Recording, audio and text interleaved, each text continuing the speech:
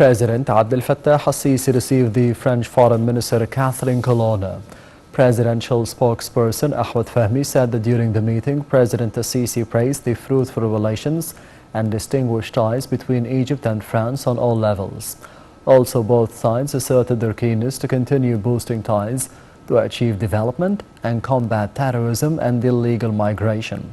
Moreover, the meeting highlighted the importance of intensive political coordination to settle the crises and maintain stability and security in the region.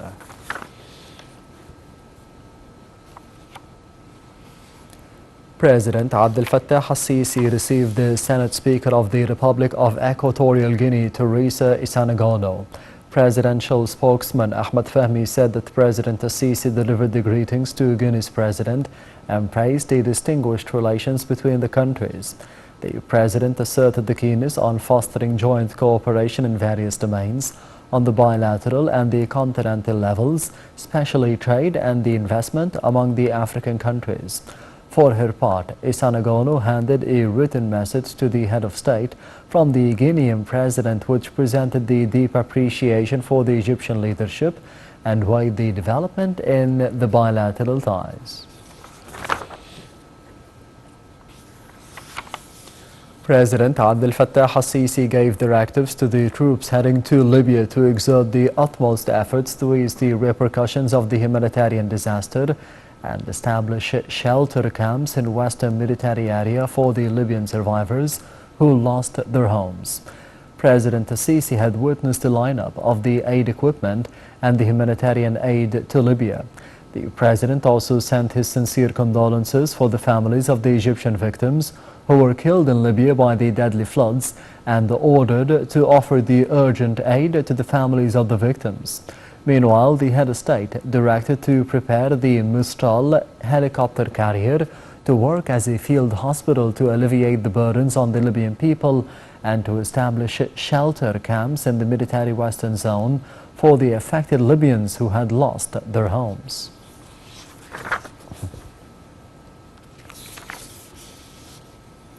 While chairing the weekly cabinet meeting, Prime Minister Mustafa Madbouli called on the cabinet to observe a minute of silence over the death of victims of the humanitarian disasters in Morocco and Libya. The cabinet also offered sincere condolences to the families of the victims in the two countries, including the Egyptian victims in Libya. It also hailed the measures announced by President al-Sisi to stand by the Libyan and the Moroccan brothers. Madbouli pointed that President al-Sisi gave directives to the Ministry of Solidarity to start offering urgent aids to the families of the Egyptian citizens who died in Libya after cyclones and floods. The Prime Minister also announced an exemption for the students of the affected families from the new academic year's fees, in addition to £25,000 to each Egyptian injured in the Libyan storm.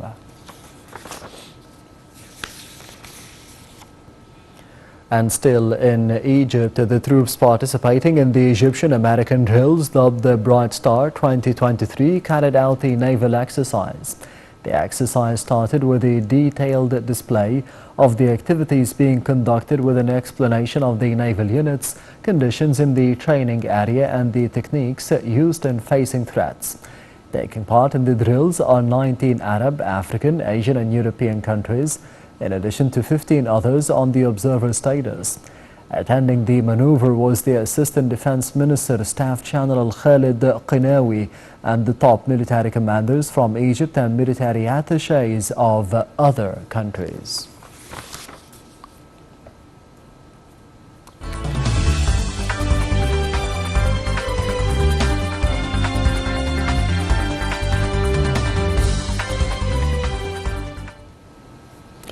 The Public Authority of the Suez Canal Economic Zone adopted the final budget of the fiscal year 2022-23, in which the total revenues exceeded £6 billion for the first time by an increase of 78% than the previous year.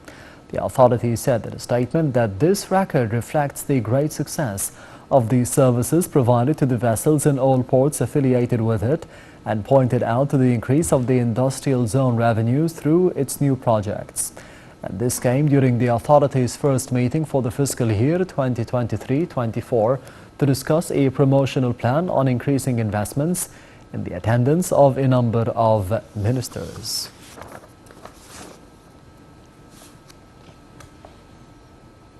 Egypt's stock market indices collectively soared, being bolstered by the purchasing operations by the Arab and the foreign investors. The main EGX 30 index soared 0.92%, the small and medium EGX 70 index added 0.69%, and the more expanded EGX 100 index soared 0.73%. The overall transactions and dealings within the session reached 2.1 billion Egyptian pounds.